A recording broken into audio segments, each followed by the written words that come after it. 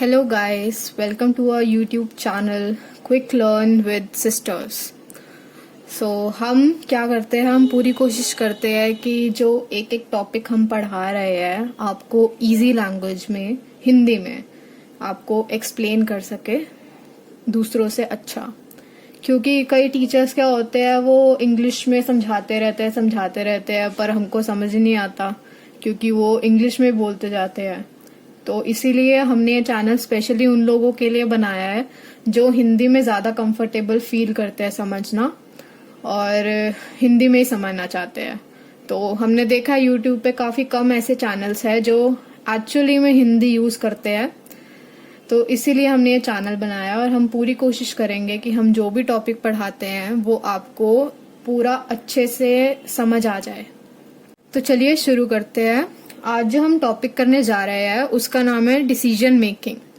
ये बेसिकली आपका जो टॉपिक है वो आ जाता है मैनेजमेंट अकाउंटिंग के अंदर। आपको ज्यादातर ये टॉपिक पढ़ने को मिलेगा बीकॉम ऑनर्स वाले बच्चों को जो कि 3rd ईयर परस्यू कर रहा है अपना।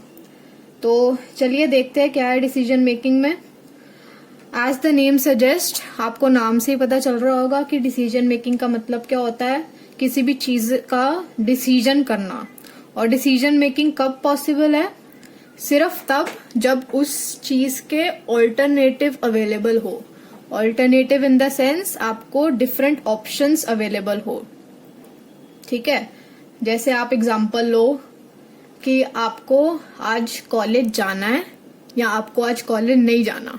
ठीक है, तो ये आपके पास 2 ऑल्टरनेटिव हो गए एक चीज के। ठीक है, अब आप एक ऑल्टरनेटिव ही चूज करोगे। अब आप जैसे कहते हो कि मुझे कॉलेज आज नहीं जाना, लेकिन एक कंस्ट्रेंट क्या है, वो आ जाता है आपके पेरेंट्स का।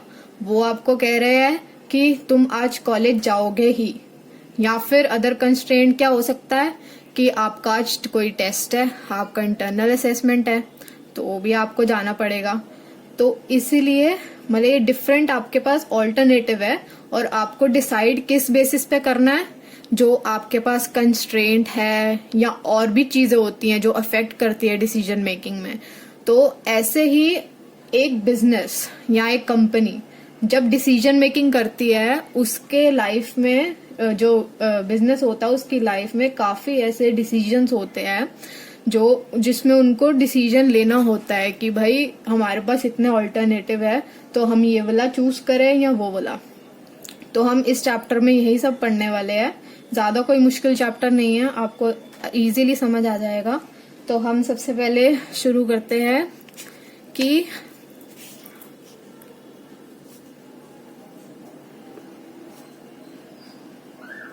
डिसीजंस। अब डिसीजंस 2 तरह के होते हैं बिजनेस में, या तो शॉर्ट टर्म या फिर लॉन्ग टर्म।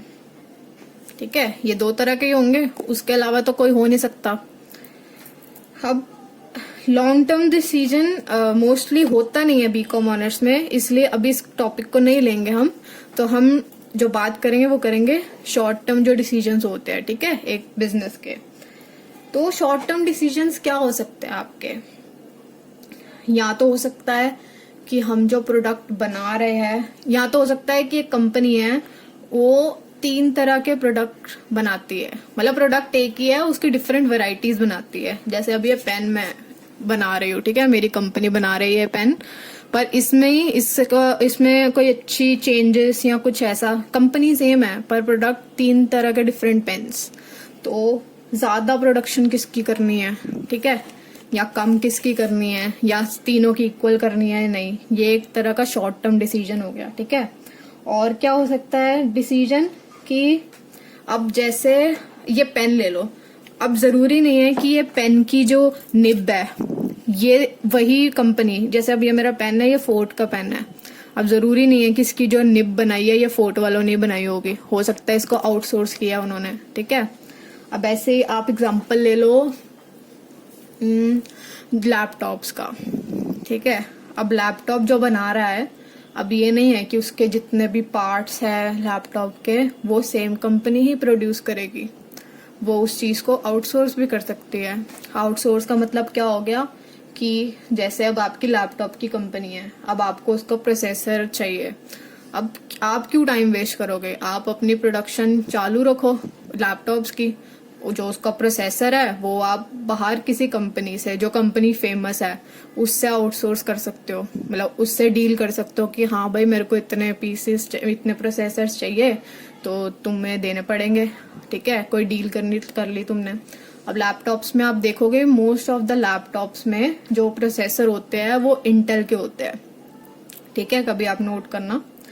और ऐसे ही जैसे कार ब्रांड है, कार भी अपने सारे जो पार्ट्स होते हैं कार के वो बाहर से आउटसोर्स करती है। जैसे आप टायर का ले लो, अपोलो टायर्स आते हैं। ठीक है, मोस्ट ऑफ द कार्स में देखोगे आप अपोलो टायर्स ही उन्होंने लगाए होते हैं। अब ये तो नहीं कि अब जैसे मारुति सुजुकी की गाड़ी है तो मारुति सुजुकी के ही टायर्स लगाएगी। तो ये कुछ पार्ट्स होते हैं एक बिजनेस या कंपनी के प्रोडक्ट्स के, जो वो लोग आउटसोर्स करते हैं। ठीक है, तो ये सब शॉर्ट टर्म डिसीजंस में ही आता है कि whether you want to outsource the particular part of the product और समथिंग लाइक दैट। ठीक है, तो ये दो तरह के आपके एग्जांपल्स हो गए। और भी ऐसे बहुत एग्जांपल्स होंगे, हम जैसे जैसे आगे करेंगे तो मैं आपको एग्जांपल्स देती रहूंगी। तो ठीक है, ये आपके हो गए शॉर्ट टर्म डिसीजंस। अब जो मेन डिसीजन होता है ना कंपनी का, वो होता है जो कंपनी की कॉस्ट पड़ रही है पर यूनिट की। ठीक है, तो जो कंपनी है वो फोकस किस पे करेगी कि कॉस्ट हमारी कम से कम आए। ठीक है, अब जैसे हम एग्जांपल लेते हैं कि ये पेन का ये ले लेते हैं। एक पेन मेरा पेन ए बना रहा है मेरी कंपनी, और एक मेरा बना रहा है पेन बी। ठीक है, इसकी हम लेंगे मटेरियल कॉस्ट। जो मेरा पेन नंबर 1 है वो मेरा मटेरियल कॉस्ट ले रहा है 20 रुपीज पर यूनिट। ठीक है, यहाँ पे पर यूनिट लिख देती हूँ। ठीक है, जबकि जो पेन बी है वो मेरा ले रहा है 18 रुपीज पर यूनिट। ठीक है, अब ऐसे ही हम डायरेक्ट लेबर लेंगे। यहाँ पे भी 8 लग रही है पर यूनिट, यहाँ पे भी 8 है। ऐसे ही हम लेंगे वेरिएबल ओवरहेड्स। ठीक है, जो पेन है वो तो उसमें तो वेरिएबल ओवरहेड्स हमारे 7 रुपए के लग रहे हैं, पर इसमें हमारे लग रहे हैं 8 रुपए के ही। और उसके बाद हमारे लास्ट आ जाता है component fixed overheads. Fixed overheads आप चाहे इसकी प्रोडक्शन करो या इसकी, फिक्स्ड ओवरहेड एक ही रहते हैं। आपने पढ़ा होगा फिक्स्ड ओवरहेड्स का कंसेप्ट, तो आपको पता होगा। तो इसमें भी 2000 लग रहे हैं मेरे, इसमें भी 2000 लग रहे हैं। उसके बाद हमें क्या करना है, अब हमें देखना है इसमें क्या कंसेप्ट देखना है हमें कि कौन सी कॉस्ट हमारी रेलेवेंट है और कौन सी इररेलेवेंट है। रेलेवेंट को सिंपल लैंग्वेज में बोलूंगी कौन सी जरूरी है एक प्रोडक्ट के मैन्युफैक्चरिंग के लिए। ठीक है, और कौन सी ऐसी कॉस्ट है, एक ये भी बोल सकते हो कि जिसकी प्रोडक्शन करने से कॉस्ट पे फर्क पड़ेगा, वो होगी रेलेवेंट कॉस्ट, और जिसका फर्क नहीं पड़ेगा वो आपकी इररेलेवेंट हो जाएगी। जैसे जो फिक्स कॉस्ट है आपकी इसमें, वो एक तरह से इररेलेवेंट कॉस्ट हो जाएगी कि आप चाहे इसकी प्रोडक्शन करो या इसकी, आपको 2000 बियर करना ही करना है, या आप दोनों की प्रोडक्शन नहीं करोगे तो भी आपको फिक्स कॉस्ट देनी ही पड़ेगी। ठीक है, अभी हम देखते हैं कैसे इररेलेवेंट है। अभी हम यहाँ पे क्या करेंगे, हम देख लेंगे दोनों का डिफरेंस। ठीक है, यहाँ पे हम B ओवर A देखेंगे। ठीक है, देखेंगे कि कितना फर्क आ रहा है इन दोनों के उसमें। तो पेन B का 18 है, पेन A का 20 है। यहाँ पे कितने का हमको सेव होगा अगर हम पेन B बनाते हैं, 2 रुपए। ठीक है, और उसके बाद डायरेक्ट लेबर में हमें कुछ नहीं हो रहा तो इधर आ जाएगा 0। उसके बाद हमारा वेरिएबल ओवरहेड जाता है। अब यहाँ पे 7 लग रहे हैं, यहाँ पे 8 लग रहे हैं। अब यहाँ पे क्या होगा, इसमें कम लग रहा है इसमें ज्यादा, तो इधर -1 हो जाएगा हमारा। उसके बाद फिक्स्ड ओवरहेड्स तो हमारे दोनों के सेम ही है, तो इधर भी 0 आएगा। ठीक है, अब हमें क्या देखना है कि किसका फर्क पड़ रहा है। अब फर्क किसका पड़ेगा, जिसका यहाँ पे डिफरेंस में कुछ वैल्यू आएगी, ठीक है। तो ये भी हमारी रेलेवेंट हो जाएगी क्योंकि फर्क पड़ रहा है, ठीक है। और यहाँ पे 0 है तो ये इररेलेवेंट हो जाएगी, ठीक है। ये हमारी रेलेवेंट हो जाएगी और ये भी हमारी इररेलेवेंट हो जाएगी। मतलब हम इससे, और हाँ अब हम क्या करेंगे, हम किसकी प्रोडक्शन करेंगे इसमें, हम बी की करेंगे या ए की। आप सोच के बताओ क्या हो सकता है।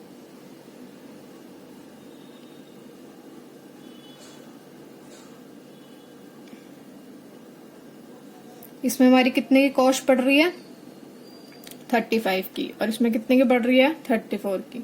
तो हम किसके लिए जाएंगे, हम जाएंगे पेन बी के लिए।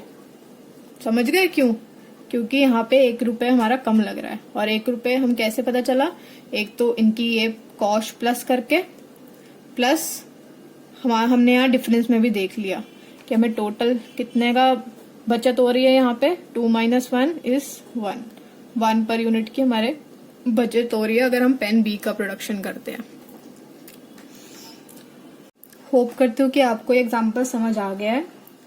अब इसमें एक और चीज है। अब जैसे इन दोनों पेन को बनाने के लिए एक मशीन यूज हो रही है, ठीक है, एक ही मशीन है। वो मैंने पिछले साल खरीदी थी, ठीक है। कितने की, से मैंने 5 लाख की मशीन खरीदी थी जो इन दोनों का प्रोडक्शन करती है, ठीक है। तो मेरे को बताओ कि हमारी रेलेवेंट होगी या इररेलेवेंट कॉस्ट होगी। ये हमारी होगी इररेलेवेंट कॉस्ट। अब क्यों होगी आप पूछोगे, इसके लिए हमारा एक कंसेप्ट है, वो है संक कॉस्ट और एक है फ्यूचर कॉस्ट, ठीक है। जो संक कॉस्ट होती है उसका मतलब है कि जो कॉस्ट हमने पास्ट में बियर कर ली है, ठीक है, अब उसमें कुछ चेंज नहीं हो सकता। अब हमने जो 5 लाख खर्चने थे मशीन खरीदने के, वो हम खर्च चुके हैं। अब चाहे इसको मैं रेलेवेंट भी लूं, उसका कुछ फर्क ही नहीं पड़ेगा। तो इसका मतलब संक कॉस्ट हो गई, जो कॉस्ट मैंने पास्ट में बियर की है, ठीक है। तो जो हमने पास्ट में कॉस्ट बियर की होती है वो हमारे लिए इररेलेवेंट हो जाती है। समझे इस बात को। और ऐसे हमारा कॉन्सेप्ट आता है जो हम ये डिसीजन मेकिंग करते हैं, इसमें हम फ्यूचर कॉस्ट से डील करते हैं कि उस चीज की फ्यूचर कॉस्ट जो हमें फ्यूचर में इनकर करनी है। अब जैसे हम ये प्रोडक्ट बना रहे हैं अपना, हमने डिसाइड किया पेन बी हम बनाएंगे, मतलब अभी हमें ये एक्सपेंसेस इनकर करने हैं, अभी हमने करे नहीं है। तो ये हमारी डिसीजन मेकिंग होगी हम पेन बी बनाने जा रहे हैं, ठीक है। और ये हमारी रेलेवेंट कॉस्ट होगी प्लस हमारी फ्यूचर कॉस्ट हो गई जो अभी हमें इनकर करने जाना है, ठीक है। तो समझ आ गया। तो अगर मैं ये भी कहती कि इन दोनों की डिफरेंट कॉस्ट है मशीन्स की, से इसकी 5 लाख है और इसकी 4 लाख है, तो भी आपकी ये इररेलेवेंट ही कॉस्ट होगी, इसको हम इंक्लूड नहीं करेंगे क्योंकि ये संक कॉस्ट है हमारी, ठीक है। तो होप करती हूँ कि आपको संक कॉस्ट का भी कंसेप्ट क्लियर हो गया है कि जो हमने कॉस्ट पास्ट में बियर करी है वो हमारे लिए इररेलेवेंट हो जाएगी, कि हमें उसका कोई मतलब, अब जो हो गई है कॉस्ट बियर, अब उसको हम डिटरमाइन करके क्या करेंगे भाई, टाइम वेस्ट थोड़ी करना हमें, ठीक है। तो हम संक कॉस्ट को नहीं लेंगे, हम किसको लेंगे, फ्यूचर कॉस्ट को। तो इधर हमारा एक कॉन्सेप्ट आ जाता है जो कि हमारा है रेलेवेंट कॉस्ट का कॉन्सेप्ट। अब रेलेवेंट का मतलब मैं ऑलरेडी बता चुकी हूँ कि जो एक इम्पॉर्टेंट कॉस्ट होती है डिसीजन मेकिंग में, मतलब जिसके डिसाइड करने से या ना करने से फर्क पड़ता है कॉस्ट में, ठीक है, वो हमारी हो जाएगी रेलेवेंट कॉस्ट। तो इसके 2 कंडीशन है। पहला कंडीशन है कि it should be future cost, ठीक है। अब जैसे मैंने बताया था लास्ट एग्जांपल में कि एक पास्ट मतलब पिछले साल की या पिछले महीने की लगा लो, ठीक है। पिछले महीने भी हमने ये डिसीजन लेना था कि हम पेन ए बनाए या पेन बी। उस टाइम भी ये जो कॉस्ट थी ये रेलेवेंट कॉस्ट ही थी, अभी भी हम उसको रेलेवेंट कॉस्ट ही बोलेंगे, लेकिन वो संक कॉस्ट हो गई हमारी, वो फ्यूचर कॉस्ट नहीं है क्योंकि हम उस चीज को इनकर कर चुके हैं उस कॉस्ट को, तो हम उसको संक कॉस्ट बोलेंगे। तो जैसे कि वो हमारा फ्यूचर कॉस्ट नहीं मतलब होगी, तो इसलिए वो हमारे रेलेवेंट कॉस्ट नहीं होगी। ठीक है, ये कंडीशन सेटिस्फाई नहीं करेगी। और उसके बाद हमारा सेकंड कंडीशन क्या होगा, it should differ among different alternatives. मतलब डिफरेंट ऑल्टरनेटिव, ये दो ऑल्टरनेटिव हो गए, जो रेलेवेंट कॉस्ट है वो डिफर होनी चाहिए। जैसे अब ये रेलेवेंट कॉस्ट है, ये डिफरेंट है, ठीक है, सेम नहीं है। अब ये भी रेलेवेंट है, ये भी डिफरेंट है अमंग द ऑल्टरनेटिव। तो ये दो कंडीशन है जो सेटिस्फाई होने चाहिए, तभी आपकी वो जो कॉस्ट है वो रेलेवेंट कॉस्ट कहलाती है। तो अब एक ओवरव्यू ले लेते हैं कि हमने आज की इस वीडियो में क्या क्या पढ़ा है। हमने चैप्टर शुरू किया है डिसीजन मेकिंग, और सबसे पहला टॉपिक हमने क्या पढ़ा है कि टाइप्स ऑफ डिसीजन, की जो एक ऑर्गेनाइजेशन है वो किस तरह के डिसीजंस लेती है। तो दो तरह के डिसीजन होते हैं, एक शॉर्ट टर्म डिसीजन होते हैं, एक होते हैं लॉन्ग टर्म। लॉन्ग टर्म अभी हमारे सिलेबस में नहीं है बीकॉम ऑनर्स के, तो इसलिए हम इसको नहीं पढ़ेंगे। हमने क्या डिस्कस किया, हमने किया है शॉर्ट टर्म डिसीजन कितने टाइप्स के होते हैं, या एग्जाम्पल्स बोलो उसके। ठीक है, पहला एग्जाम्पल मैंने लिया था, what product to be produced among alternatives. मैंने बोला था कि एक ऑर्गेनाइजेशन है या मेरी एक कंपनी है, मैं ये पेन बना रही हूँ और इसमें ही दो तरह के पेन बना रही हूँ मैं। अब मुझे डिसाइड करना है कि मेरे को ये वाला पेन बनाना है या दूसरे वाला बनाना है, या ये ज्यादा क्वांटिटी में बनाना है या वो बनाना है। तो ये एक तरह का डिसीजन है जो मैं लूंगी अपनी ऑर्गेनाइजेशन के लिए। और दूसरा एग्जाम्पल क्या हो जाएगा, वेदर टू मेक कॉम्पोनेंट और पार्ट और आउटसोर्स इट। अब जैसे ये पेन है, अब इसकी मेरे को निब चाहिए। अब मैं डिसाइड करूंगी कि मैं इसकी कॉस्ट डिटरमाइन करूंगी कि मेरे को निब अगर मैं खुद बना रही हूँ, अपनी कंपनी में बनवा रही हूँ, तो इसकी कॉस्ट कितनी बढ़ेगी मेरे को। और प्लस इसको मैं कंपेयर किससे करूंगी कि अगर मैं इस निब को आउटसोर्स करती हूँ, मैं बाहर से मंगवाती हूँ, ऑर्डर करती हूँ, तो उससे ये भी एक तरह का डिसीजन हो गया कि मेरे को किस में कॉस्ट कम पड़ेगी। ठीक है, तो ये दो एग्जाम्पल्स मैंने डिस्कस किए हैं।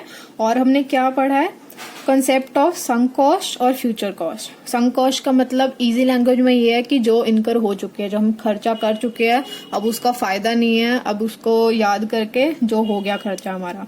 और फ्यूचर कॉस्ट क्या होंगी, जो अभी हमें इनकर करनी है। जैसे हमने अभी एग्जाम्पल में पढ़ा था कि हमें एक प्रोडक्ट बनाना है, उसमें क्या क्या मटेरियल लग रहा है, अभी हमने वो खर्चा करा नहीं है, अभी हमें उसका डिसीजन लेना है, इसलिए वो हमारी फ्यूचर कॉस्ट हो जाएंगी। ठीक है, और उसके बाद हमने एक चीज क्या पढ़ी है कि जो कंडीशंस है, कंडीशंस क्या क्या होनी चाहिए कि वो रेलेवेंट कॉस्ट कहलाए। रेलेवेंट कॉस्ट मैंने बता दिया आपको, जो इम्पोर्टेंट कॉस्ट होती है। उसके दो कंडीशन आपको बताया है, एक होना चाहिए कि relevant cost should be future cost, ठीक है, संक कॉस्ट नहीं होनी चाहिए वो। और दूसरा क्या मैंने बोला कि it should differ among different alternatives. जैसे मैंने आपको दो प्रोडक्ट का एग्जांपल दिया था। अब ये नहीं कि एक की वेरिएबल ओवरहेड 7 रुपए है, एक का वेरिएबल ओवरहेड 8 रुपए है, तो हम उसको इररेलेवेंट कॉस्ट बोल देंगे। ठीक है, मैंने जो आपको एग्जांपल दिया था कि जो पेन ए है उसमें 7 रुपए हमें इनकर करने पड़ रहे हैं, और जो पेन बी है उसमें 8 रुपए। तो आपने देखा होगा कि डिफरेंस था दोनों की कॉस्ट में, तो ये भी एक कंडीशन होती है कि वो रेलेवेंट कॉस्ट कहलाए। ठीक है, तो ये दो कंडीशन थी, एक फ्यूचर कॉस्ट होनी चाहिए और it should differ among different alternatives. तो ये सब हमने आज की इस वीडियो में पढ़ा है। तो आई होप कि आपको आज का कंसेप्ट अच्छे से समझ आया है। इन केस आपको कहीं भी डाउट है कोई, तो आप कमेंट सेक्शन में पूछ सकते हो। मैं अपनी पूरी कोशिश करूंगी कि आपका एक एक छोटा डाउट भी क्लियर करूं मैं। अगर आपको ये वीडियो पसंद आई है तो इसको लाइक करें, सब्सक्राइब करें चैनल को और शेयर करें अपने फ्रेंड्स के साथ, ताकि जैसे आपको कंसेप्ट क्लियर हुआ है ऐसे आपके फ्रेंड्स को भी क्लियर हो। मैंने पूरी कोशिश करी है कि मैं प्योर हिंदी आपको हिंदी में समझाऊं। मैंने कोई इंग्लिश ज्यादा मुश्किल वर्ड का यूज नहीं किया है, और जैसे मैंने किया भी है, जैसे संक कॉस्ट वगैरह, मैंने आपको उसके मतलब समझाया साथ साथ, और आई होप कि आपको सब समझ आया है। Thank you so much for watching a video. मैं फ्यूचर में अगर मुझे इस वीडियो पे अच्छा रिस्पांस मिलता है तो मैं इस चैप्टर के और भी कंसेप्ट लाऊंगी और अपलोड करूंगी अपनी वीडियोस। तो आप इस चैनल को जरूर लाइक, सब्सक्राइब और शेयर करना। Thank you.